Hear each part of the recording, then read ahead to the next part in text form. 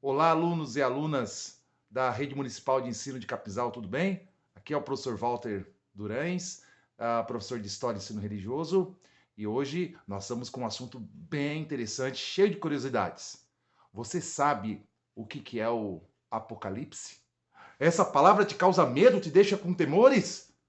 Não precisa ficar com temores, porque hoje nós vamos tirar suas dúvidas e vocês vão descobrir que o Apocalipse não tem nada a ver com medo, tragédia, com derrota, com pavor, tem muito a ver com outros assuntos. A gente vai desmistificar muitas das coisas que às vezes assustam as pessoas que leem, e o nosso objetivo é que vocês tenham uma compreensão histórica, uma compreensão cultural do contexto no qual esse livro foi escrito. Então esse é o nosso objetivo, é tirar essas dúvidas, tá? Nós não vamos fazer aqui uma explicação profunda do Apocalipse, porque isso depende de estudos mais aprofundados. Então aqui é algo bem básico, apenas para tirar as dúvidas e dar um plano geral do que é o livro do Apocalipse. Bom, primeira coisa que você deve e tem que saber: qual o significado da palavra Apocalipse?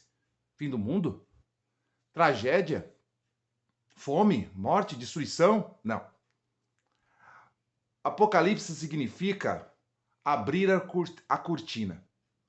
Abrir cortina? Como assim? Você está doido? Não, é isso mesmo. Apocalipse é uma palavra grega que significa revelar, mostrar o que está escondido.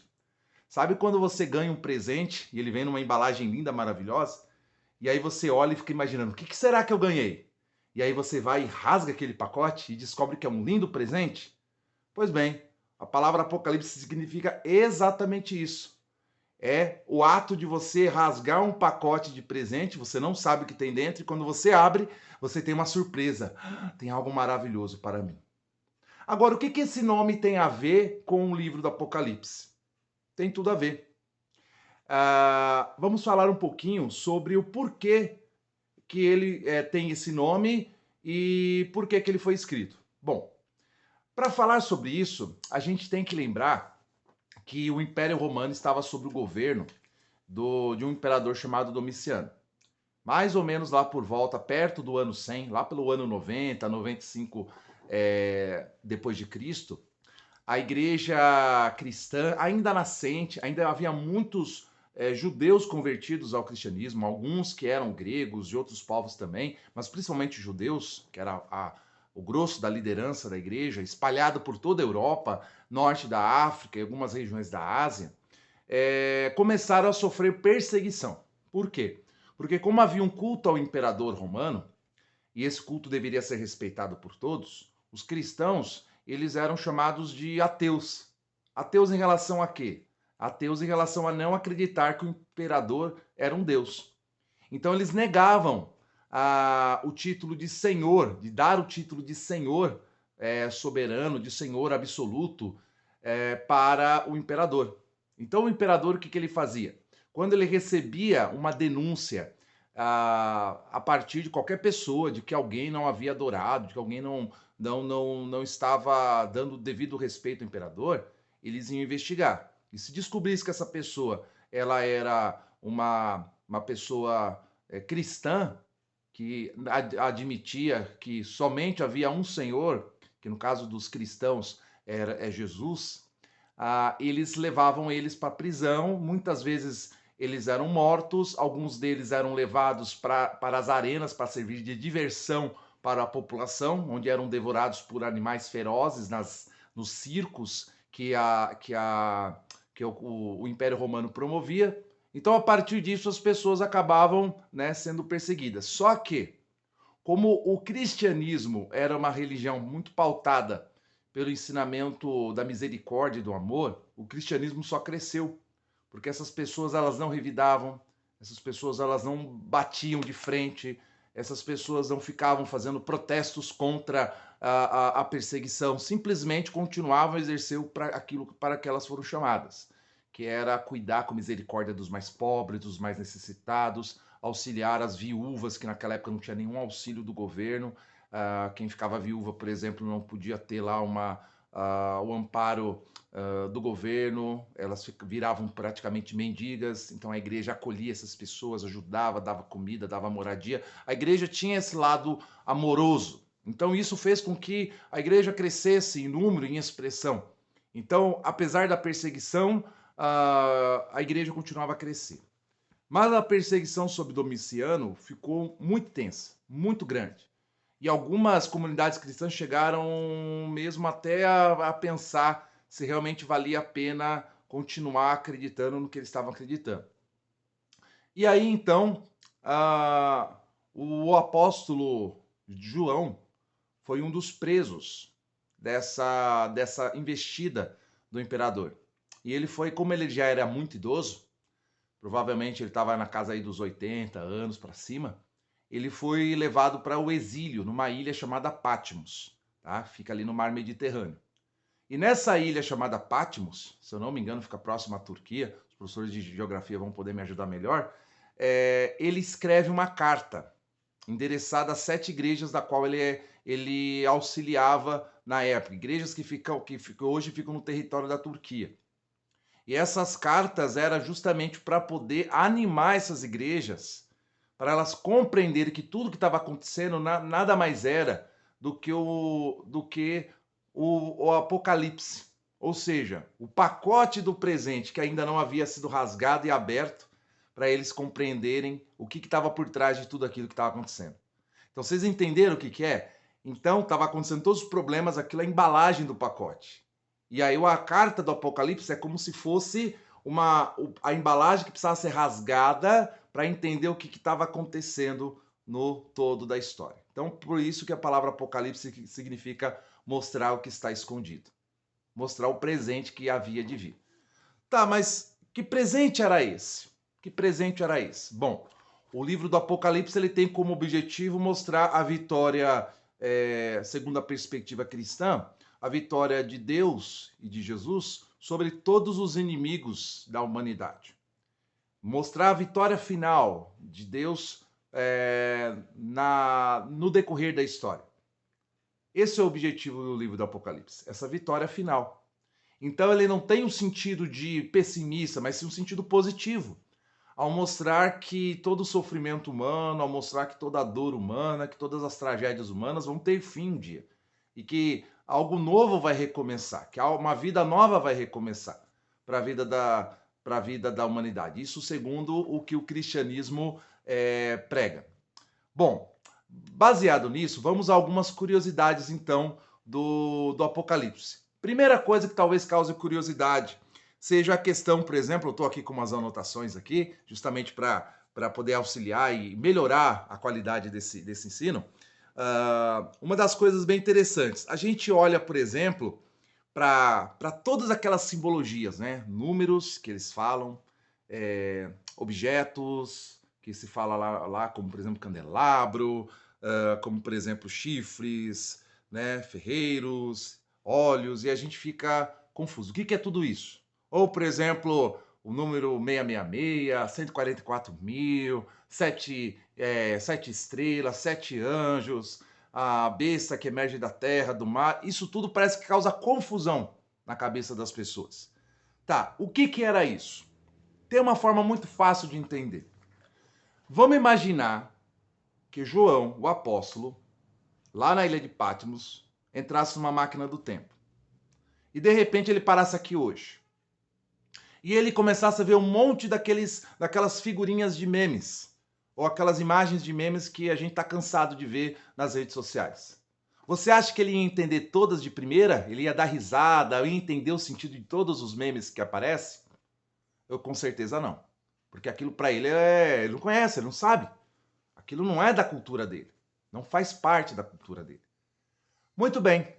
Então, da mesma forma que os memes simbolizam alguma coisa ou engraçada, ou dão um alerta, ou dão uma cutucada em algum assunto, também esses símbolos que aparecem é como se fossem os memes da época, que só o judeu entendia. Era uma forma de literatura que desde do ano 200 a.C. já havia sido desenvolvida pelos judeus, uma forma de escrita, de comunicação que os judeus mantinham entre si e que ajudavam eles a entender algumas verdades, alguns conceitos que eles tinham. Então, todos esses símbolos, chifre, besta, dragão, que a gente vê, os números, tudo isso, gente, é como se fossem os memes dos judeus, os números que eles usavam, mas não para fazer piadinha, mas para eles comunicarem verdades, comunicarem ensinamentos. E então, entre os judeus, eles entendiam muito bem isso, mas os romanos não entendiam, porque não fazia parte da cultura romana aquilo. Então, o apóstolo João, como ele estava preso e precisava mandar essa carta para o pessoal lá, ele teve essa ideia genial. Ótimo, vou escrever tudo nos memes ou nos símbolos que os judeus conhecem. Vou mandar, quando o oficial romano lê aquela carta para poder ver se pode postar ou não no correio, ele vai ler e vai dizer: ah, não entendi nada disso aqui não, vai, manda isso aqui. O cara já tá velho, já tá, né, meio senil, manda esse negócio para as igrejas. E foi mais ou menos isso. Então, era uma forma de burlar a censura romana para essas cartas chegarem são e salvas nas 7 igrejas da Ásia, tá? Que você vai ver lá no capítulo 2, do capítulo 2 e 3 de Apocalipse sendo descrito quais são essas 7 igrejas, tá? Muito bem. Essa é a primeiro conceito. Então é tudo símbolo, gente, é tudo símbolo. Então, quando você lê essas coisas, não é porque o dia que alguém aparecer com vou alugar uma casa e a casa, o número da casa é 666, eu não vou alugar porque 66 é o número da besta. Não. Porque eu cheguei no lugar e tem um dragão desenhado. Não, porque isso aí tem no Apocalipse. Porque o Cavaleiro da Morte. Não, gente, isso era tudo simbologia, tá? Simbologia. Então vamos a algumas curiosidades acerca dessas simbologias. Primeira delas, vamos pensar em alguns simbolismos, por exemplo. Primeiro deles, para que servem esses simbolismos, por exemplo? Né? Eles expressam o quê? Conceitos comuns para o israelita de forma simbólica. Conceitos comuns, como eu já expliquei. Então, uma coisa bem interessante, né? Quando a gente olha para isso, por exemplo, o que é a besta? Vamos falar um pouquinho da besta. A besta é um animal indomável.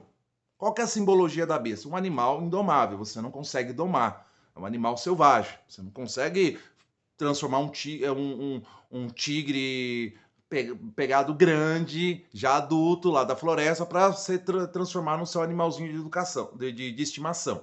Não tem como, isso é impossível. Então, qual que é a ideia disso? É a ideia de que, revelando, mostrando que o Império Romano era uma besta indomável. Perseguia as pessoas incansavelmente, podia falar o que fosse, eles não iriam entender que eles não estavam querendo contrariar o imperador, eles só estavam querendo viver o que eles aprenderam com Jesus, só isso. Né? Então, por isso que as bestas que aparecem ali não tem nada a ver com uma besta, um bicho animal que vai aparecer nos últimos dias e vai engolir todo mundo. Não tem nada a ver com isso. Ele está se referindo ao Império Romano. O Império Romano era uma besta enorme, né? Nesse sentido aí. Outra coisa importante também é a questão, por exemplo, dos números. Muitas vezes os números também causam certa curiosidade. Então vamos a alguns deles. Por exemplo, quando a gente olha números, por exemplo, número 1, na cultura judaica significa algo coeso, algo sem igual, algo único, algo que é único. Então, por exemplo, se no Apocalipse fala de uma coisa, alguma coisa citado como uma coisa, é porque esse algo é único. Ou, por exemplo, quando aparece o número 2, significa algo que é comprovável, porque no tribunal judaico 2 testemunhas é suficiente para condenar alguém ou para inocentar alguém, 2 testemunhas. Então, quando aparece lá que 2 testemunhas, 2 mártires, então significa o quê? É algo comprovado, né? Comprovado, algo que é verdadeiro. Número 3, símbolo de Deus, porque Deus é Deus Pai, Deus Filho, Deus Espírito Santo. Então, toda vez que fala alguma coisa relacionada ao número 3 na Bíblia, é porque está relacionado, então, à simbologia de Deus, à unidade na diversidade na pessoa de Deus. Outra coisa também, quando aparece, por exemplo, o número 6, significa algo incompleto.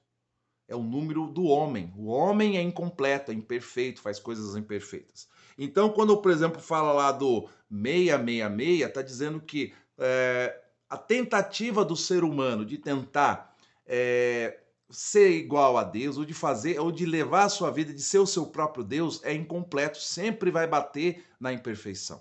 Então, quando aparece lá, porque somente vai comprar ou vender quem tem o marcado o número 666, está dizendo assim, ele está querendo dizer o seguinte, que todas as intenções dos homens de tentar controlar a sua vida sem o controle, sem a orientação de Deus, vai bater na imperfeição, vai chegar uma hora que não vai se sustentar. É mais ou menos isso que está dizendo. E da mesma forma o número 7 é o número da perfeição divina. Por quê? Porque se o homem foi criado no sexto dia e Deus descansou no sétimo dia, então a obra humana, número 6, ela é imperfeita, mas a obra divina, 7, dia que Deus descansou, é perfeita. Então, quando fala dos 7 castiçais, dos 7 anjos, dos 7 espíritos de Deus e tal, está falando do quê? Que tudo que Deus faz é perfeito e que tudo vai ser completo, tudo vai ser completado, tá?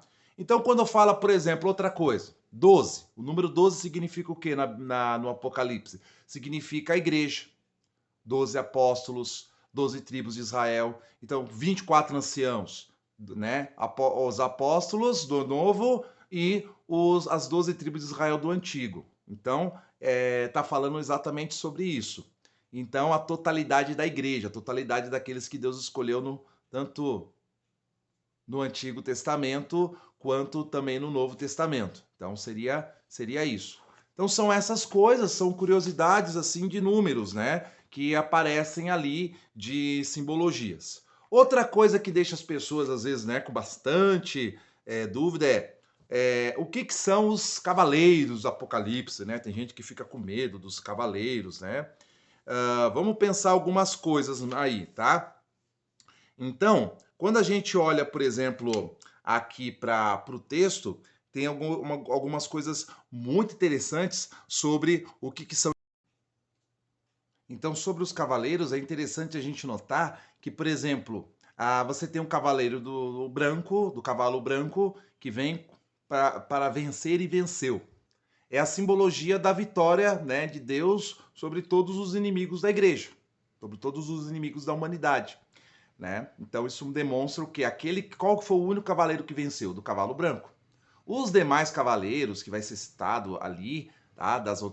Os cavaleiros da fome, da peste, né? Da morte, na verdade são toda a simbologia está em torno do quê? De situações circunstanciais que desestabilizarão a história da vida das pessoas, mas não são vencedoras no final das contas.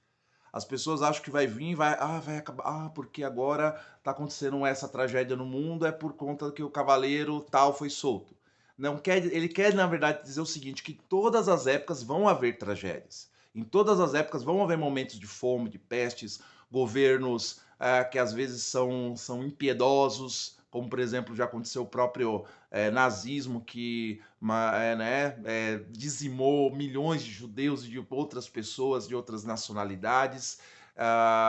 Mas tudo isso ele está dizendo o quê? Que é circunstancial, ou seja, vai causar impacto, vai causar temor, vai causar dificuldades, mas não são vitoriosos. O vitorioso é o do cavalo branco, que saiu para vencer e venceu, que diz lá na Bíblia. Então toda essa simbologia é nesse sentido. E aí quando chega nos capítulos finais do Apocalipse, ele vai tratar justamente sobre a vitória final. Então ele vai falar do quê? Dos 1000 anos que é solto lá né, a Satanás, que é o inimigo da igreja. Esses 1000 anos, alguns interpretam como 1000 anos literais, outros interpretam apenas como 1000 anos como simbologia, né? Isso é independente, isso não interfere muito na ideia do livro. Mas a ideia é que no final haverá um julgamento, ali vai mostrar esse julgamento. Aqueles que se mantiveram fiéis serão recompensados, serão coroados por, por Deus no seu trono. Depois haverá um julgamento onde serão lançados na segunda morte, né, a chamada morte eterna, né, o sofrimento, o inferno, que daí é um outro assunto que você, né, que pode ser feito, pode ser estudado posteriormente, e que haverá um julgamento, essas pessoas serão, né, punidas da maneira ideal, aquelas que se mantiveram fiéis vão se manter né, diante de Deus em novos céus e nova terra, e isso é muito interessante.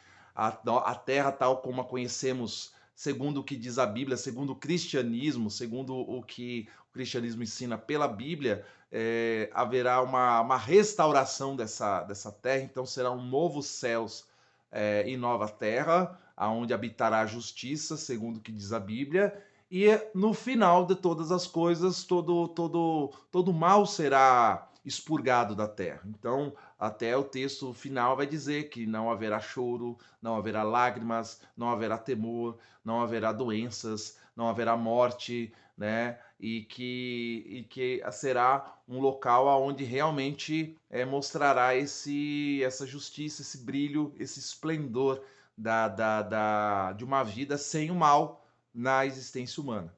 Então, é o que? O Apocalipse simplesmente é isso. É como se fosse um presente que está num pacote. O pacote é esses eventos catastróficos, mas quando você rasga ele, você olha dentro, você vê o presente, você vê uma coisa maravilhosa da vitória final do que vai acontecer.